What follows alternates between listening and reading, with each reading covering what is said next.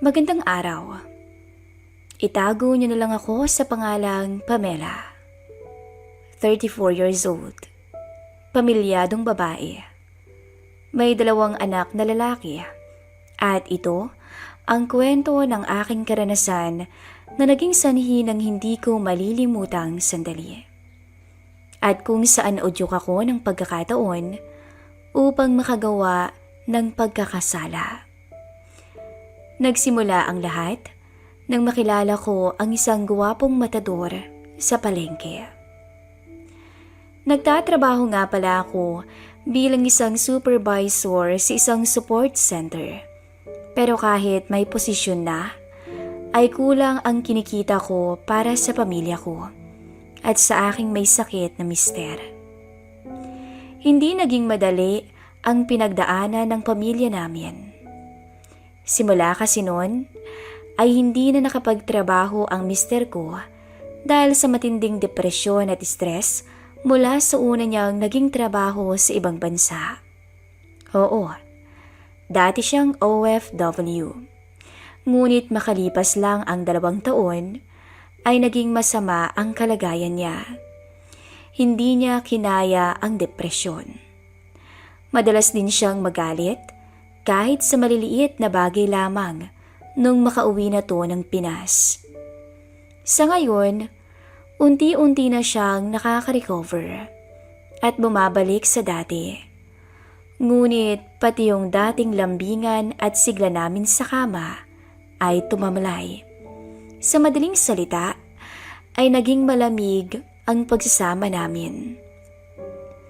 Ito ang isang bagay na sobrang pinanghihinayangan ko. Parang hindi kami mag-asawa sa loob ng bahay. Para lang kaming magkabarkada.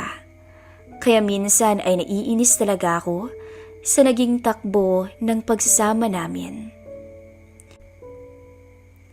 Aminado ko sa edad ko ay talagang hinahanap-hanap ko pa rin talaga ang haplos ng isang lalaki.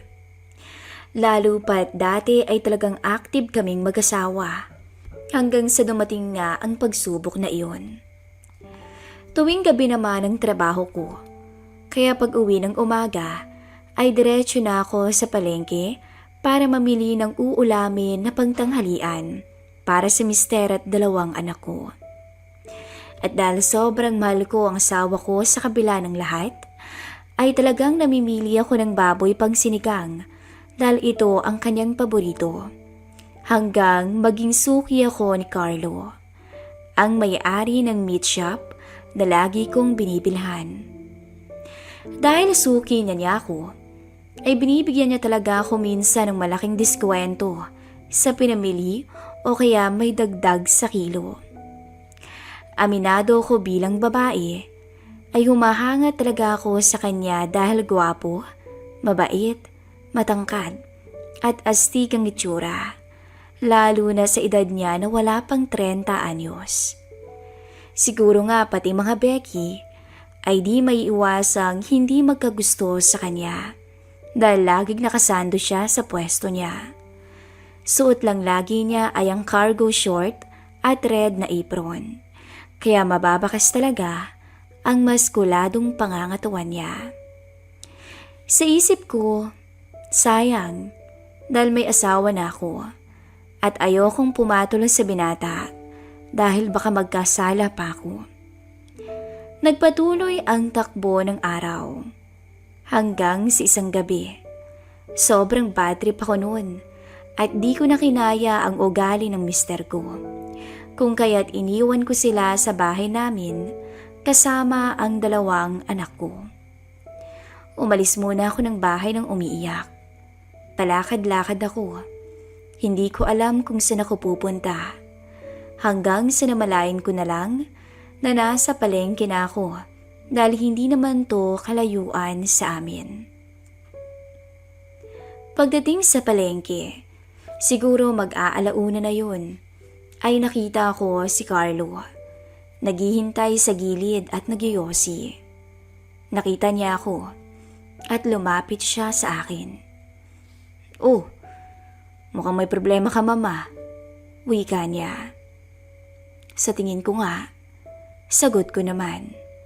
Naku, delikado dito pag ganitong oras na ma'am. Lalo't babae ka pa. Gusto mo doon tayo sa tapat ng tindahan ko habang hinihintay ko yung delivery ko para mamaya. Mungkahin niya. Nang makarating kami sa tapat ng tindahan niya, pinaupo ako ni Carlo. Sabay naupo rin siya at nagpatuloy sa pagyoyosi at nakipagkwentuhan na nga sa akin. Habang nagkukwento, ay pinatigil ko na siya sa pagtawag niya sa akin bilang ma'am. Sabi ko, Pam na lang, na agad naman niyang sinunod. Inalok din niya ako ng yosi, na agad kong tinanggap at sabay sabi ng, mukhang kailangan ko nga talaga to. Wika ako at natawa siya. Habang tumatagal ang usapan namin at kumakalma na ako, ay dumating ang delivery truck nila at agad nagpaalam sa akin si Carlo na sandali lang daw at tutulong daw siya sa pagbubuhat. Agad nagkalas ng suot na itim na sando si Carlo. Sabay abot sa akin nun dahil baka raw madumihan. Doon ko mas lalong nasaksihan ang gwapong itsura niya. Ang hot niya talaga sa paningin ko, lalo na habang binubuhat niya yung mga karning baboy na bagong katay pa. Hindi ko maiwasang hindi mag-isip ng kung ano-ano sa kanya. May kung anong galak at excitement ang dumaloy sa aking pagkatao. Kung kaya't habang bitbit ko ang itim niyang sando, ay palihim kong inilapit ko sa ilong ko. Nasimoy ko ang pinaghalong pabango niya at yosi niya na nakaka-turn on para sa akin. At laking gulat ko nang mapatingin siya sa ginagawa ko sa sando niya. Sabay na pangiti ito sa akin. Nang matapos ang pagbaba ng mga delivery nila, ay tinawag niya ang mga helper nila. Nagpaalam na siya para kausapin ako. Bumalik siya sa akin at kinuha niya ang kanyang sando. Sabay yaya sa akin kung gusto ko raw bang uminom sa bahay nila. Hindi naman ako nakatanggi. At kahit alam ko na may iba siyang motibo sa oras na yun, ay hindi ko na rin pinansin o inisip pa. Dahil nakakahiyaman isipin, para sa isang katulad ko na may asawa na, ay type ko rin talaga si Carlo. At gusto kong maging dalaga ng gabing yun, dahil na rin sa away namin ng mister ko. Kung kaya't napao na ako sa kanya at tuluyang sumama sa bahay nila. Pumunta kami sa parking lot at doon nakaparada ang kanyang scooter. Dahil walang huli sa madaling araw, kaya't pareho kaming walang helmet. Pinaangkas niya ako sa likod niya at kulang na lang yumakap ako sa kanya. Hindi kalayuan ang bahay nila sa palengke at pagdating doon, agad na niya akong pinababa at bumaba na rin siya upang buksan ang gate niya. Saktong mag-isa lang kasi daw siya sa bahay. Doon ko nalaman na nasa abroad ang parents niya at tanging kuya niya ang kasama niya sa bahay, pero wala ito doon ng mga oras na yun. Pagkabukas ng gate ay nakita ko na may kaya talaga sila sa buhay dahil may kotse at medyo magara ang bahay. Lumibot ang mga mata ko sa sala nila. Naroon ang mga picture nila ng pamilya niya at mga solong picture ni Carlo. Noon pa man ay talagang gwapo na ito.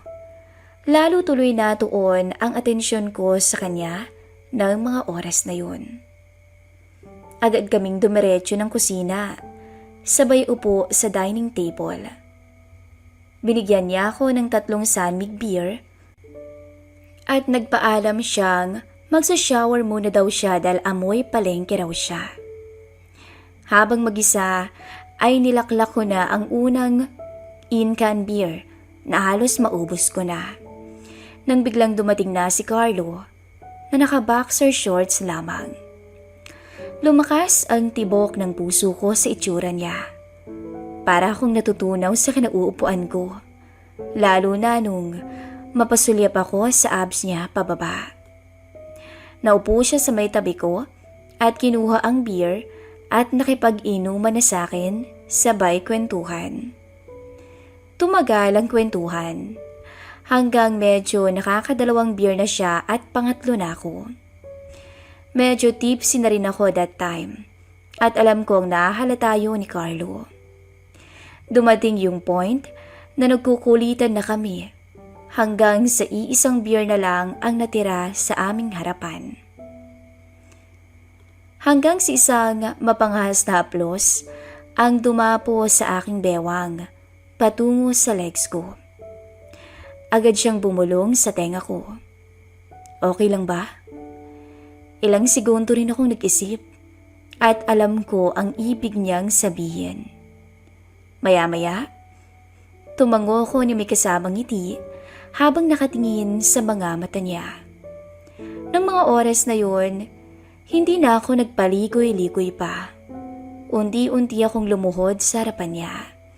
At pagkababa ko sa boxer niya, ay di ko maiwasang humanga at ikumpara siya sa mister ko. Naigit pa sa mister ko ang kanyang ibigay sa akin noong gabing yun. At di nga ako nagkamali. Nang tuluyang dalhin at ihiga ako ni Carlo sa kama ng kwarto niya. Halos mabaliw ako sa aming nakaw na sandali. Tanging maigpit na yakap at halik ang isinukli ko sa kanya. Hinayaan ko siyang magpakasawa sa akin hanggat kaya niya. Aminado kong hindi mapapantay ang aliw ang natanggap ko kay Carlo ng gabing yun. Hindi ko alam kung ilang beses kong binigay ang dangal ko sa kanya. Basta't ang alam ko ay napawi ang uhaw at pangangailangan ko na halos hindi maibigay ng mister ko nung panahon na yun. At ilang sandali pa, hindi ko namalayang nakatulog na kami ng binata. Pagkagising ko ay nakayakap pa rin ako sa matipuno niyang katawan. Isang matamis na halik ang ibinigay ko sa kanya bago ako umuwi bilang pasasalamat dahil kahit papaano ay nakalimutan ko ang problema ko sa bahay. Simula noon, nagkaroon kami ng lihim na relasyon ng binatang matador sa palengke. Hindi ko rin alam kung ba't hinayaan kong magkaroon kami ng bawal na ugnayan ni Carlo, gayong pamilyado kong babae. Siguro'y nagkulang din ang mister ko. Ang atensyong hinahanap ko ay di ko makita sa kanya nung panahong depresya at palaging galit. Isang taon pa ang lumipas nang tuluyang nakipaghiwalay ako kay Carlo. Alam kong mahirap, pero sa ganong klaseng relasyon, alam kong walang patutunguhan, kundi pagkasira lang ng pamilya. Sinubukan kong ibalik ang atensyon ko sa mister ko na unti-unti ko nang nakikitaan ng pagbabago. At hindi nga nagtagal, ay muling nanumbalik ang ugali ng mister ko. Pero hanggang ngayon, ay wala pa rin kaalam-alam ang asawa ko sa nangyari. Hindi ko alam kung dapat ko bang aminin sa kanya o itago na lamang yun habang buhay. Hanggang dito na lamang po ang ating istorya at salamat sa pakikinig.